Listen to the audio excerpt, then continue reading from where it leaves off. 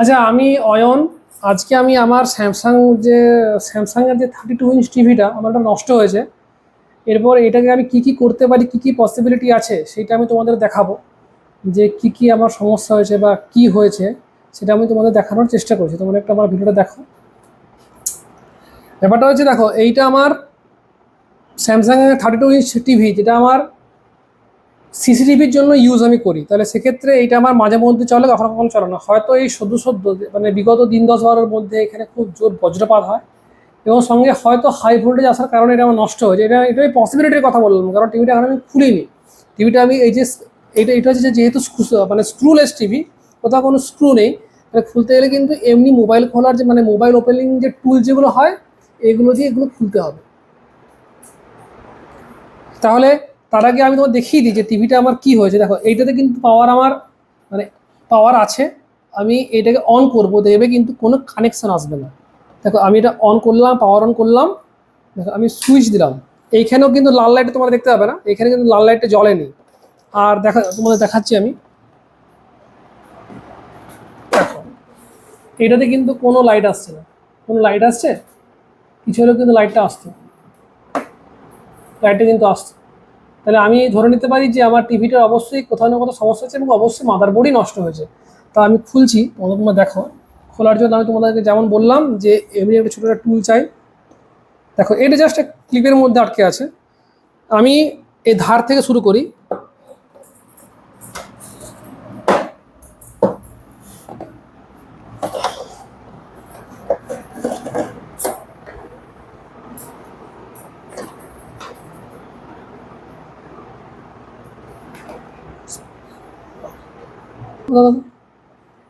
দেখো, আমি স্পাজারটা দিয়ে আমি এগুলোকে পাশে পাশে ঘুরিয়ে ঘুরিয়ে এই পাশে পাশে ঘুরিয়ে ঘুরিয়ে পুরোটা খুললাম।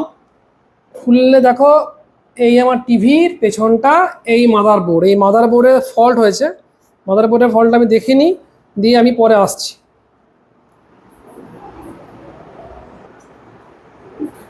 দেখো, এই যে মাদারবোর্ডটা আমার, এই মাদারবোর্ডে আমার যে কোনো কারণেই হোক আমার এইখানে পোর্শনটা পুড়েছে। এখানে যে রেজিস্টার আছে, এখানে যে ট্রান্সফরমারটা আছে, যা হোক, এর মধ্যে কিছু একটা আমার পুড়েছে।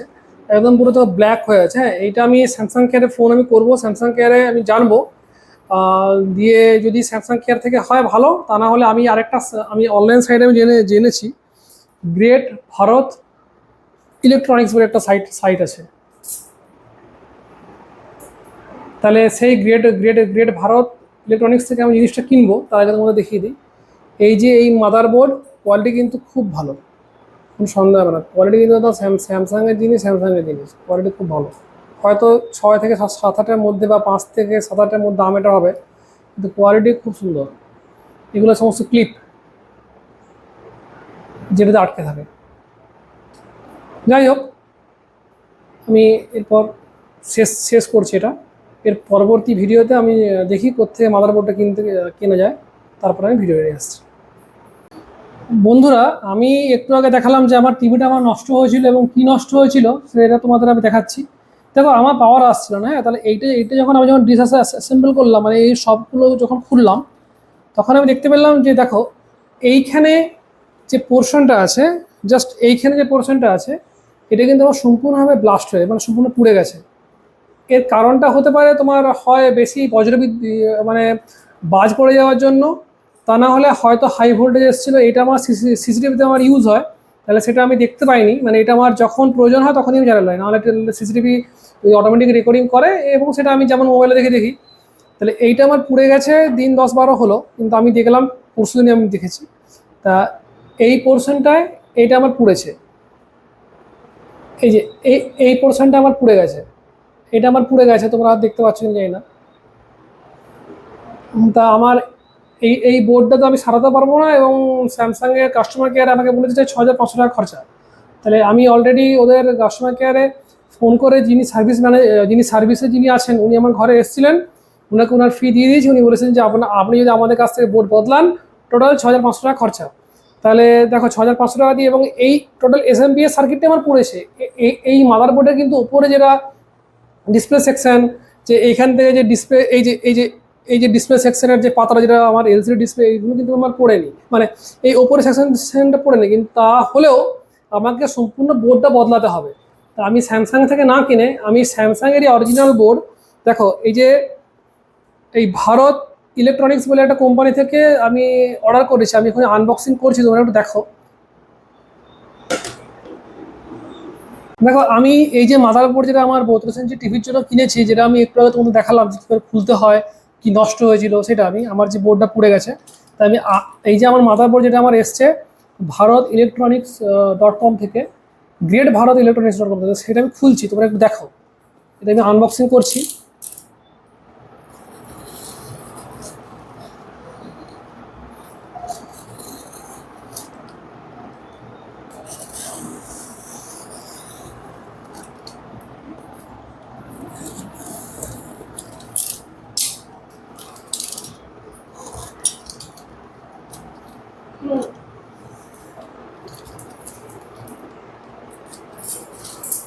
আশা করি ঠিকই অর্ডার আসবে।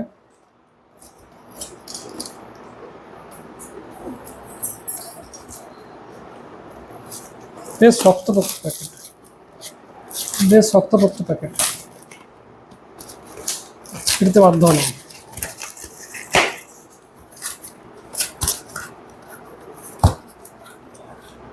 ঠিক আছে, কি সুন্দর প্যাকেট করে পাঠিয়েছে এরা।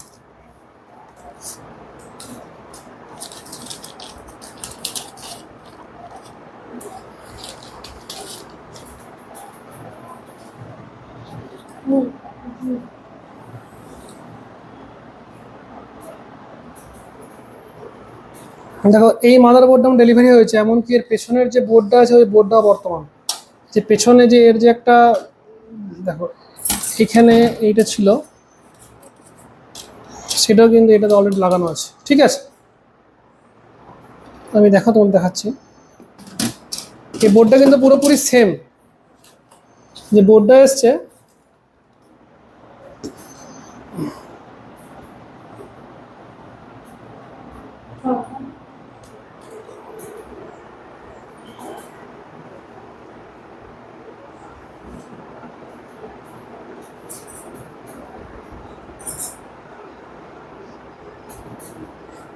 এরপর আমি লাগাচ্ছি এটাকে, মনে একটু দেখো।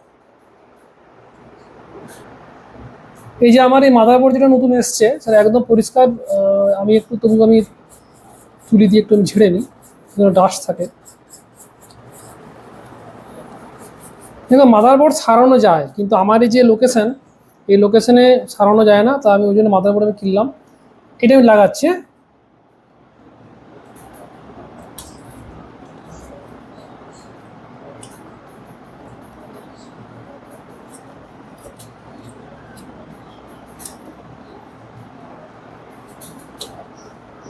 এরপরে দেখো এই যে চারটে ক্লিপ আছে, এই যে চারটে, একটা দুটো তিনটে চারটে, এই চারটে ক্লিপ কিন্তু আমাকে লাগাতে হবে। দেখো আমি লাগাচ্ছি। প্রথমে চারটে ক্লিপ লাগিয়ে নিতে হবে।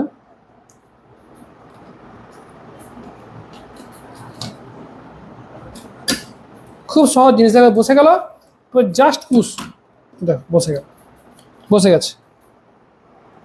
এরপরে আমি টিভিটা একটু দেখানোর জন্য সরিয়ে নিই। এরপর আমার যেমন যেমন এইগুলো ছিল, মানে যে পোর্টগুলো ছিল সেগুলো আমি দিয়ে দিচ্ছি, মানে যে কানেক্টর যেগুলো ছিল সেগুলো আমি লাগিয়ে দিই।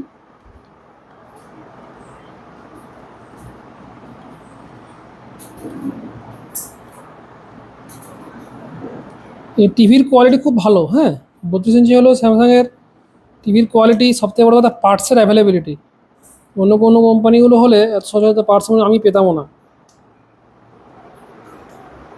দেখ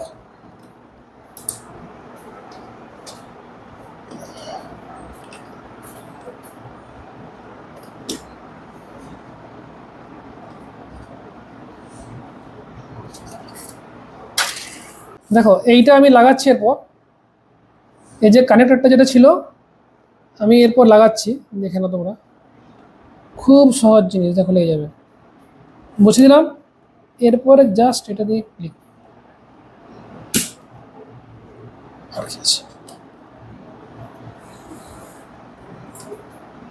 হয়ে গেছে। এরপর আমি একটু চেক করে নেবো এইটা আমার আদৌ কানেকশান আসছে কিনা। যদি আমার কানেকশান আসে তাহলে আমার এখানে লাল লাইট জ্বলবে, সঙ্গে এইগুলোতে হালকা হালকা করে সাদা সাদা করে লাইট চলে আসে আমার। আমি একটু কানেকশনটা করে নিই, তারপর তোমাদেরকে আমি দেখাচ্ছি। দেখো আমি নতুন মাদারবোর্ডটা আমি লাগালাম, তোমাদেরকে দেখালাম আমি। একটু এই যে পুরোনো মাদারবোর্ড হচ্ছে এইটা, যেটা আমার পুড়ে গেছিলো, এটা পুড়ে গেছিলো। এটা আমি 4,500 টাকা দিয়ে কিনেছি, অরিজিনাল দাম 6,500 টাকা। এটা আমি ভারত, এই যে সাইটটা আমি পরে মেনশন করে দেবো। এটা হচ্ছে গিয়ে গ্রেট ভারত ইলেকট্রনিক্স থেকে এটা আমি পারচেস করেছি। তা 4,500 টাকা লেগেছে। আমি এটা আমি লাগিয়েও নিয়েছি। এরপর আমি এটাকে চালু করব। যে সুইচটা আমি দিচ্ছি, আমি জানি না এটা কি হবে, এমনি এমনি কানেকশন যেমন ছিল সমস্ত লাগানো ঠিকই আছে। এরপর আমি কানেকশানটা দিচ্ছি, এরপর দেখা যাক কী হচ্ছে। দেখো কানেকশন দিলাম, দেখো এইখানে দেখো লাল লাইট এলো। আমি আমি তোমার দেখতে এইখানে দেখো এগুলো সমস্ত সাদা সাদা করে, মানে যে এলসিডিতে এগুলো যে ডিফিউজার, মানে ব্যাকলাইটটা এটার মধ্যে দিয়ে গেল। এরপর অবশ্যই ডিসপ্লে এসছে। বা দেখো এইখানে যেটা আমাদের পোর্টটা আছে, দেখো সেখানে লাল লাইট জ্বলছে, মানে এইটা হচ্ছে যেটা হচ্ছে কি অপটিক্যাল কেবল, যেটা মানে অপটিক্যাল যে সাউন্ডের জন্য, দেখো সেখানে লাইট আসছে, মানে এইটা আমার কিন্তু চালু চালু হয়ে গেছে। হ্যাঁ দেখো এরপর ডিসপ্লেও চলে এসছে, অবশ্যই ডিসপ্লে এসছে। দেখো ডিসপ্লে এসছে, দেখতে পাচ্ছ ডিসপ্লে এসছে। তাহলে কিন্তু মাদারবোর্ডটা খুব সুন্দর মাদারবোর্ড, সঠিক মাদারবোর্ড। আমার এটাতে কাজ কাজ হয়েছে। আমার আর টিভিতে যে সমস্যা ছিল সেটা আমার মানে ওইটাকে সমাধান করতে পারলাম। তোমাকে আমি দেখালাম এটা।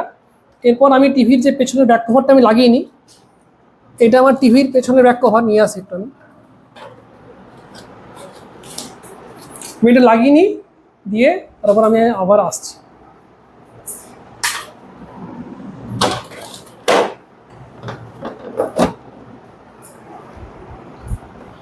দেখো আমি জাস্ট পেছনের কভারটা নিয়ে আমি এর উপর দিলাম, দিয়ে প্রেস করলে কিন্তু সমস্ত লক, এটাতে কিন্তু কোনো স্ক্রু নেই, লক সিস্টেম। প্রেস করলে কিন্তু এটা বন্ধ হয়ে যাবে।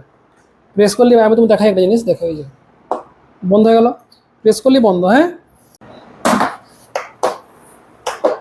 দেখো এটা আমি লাগাচ্ছি, জাস্ট প্রেস করলে লেগে যায়।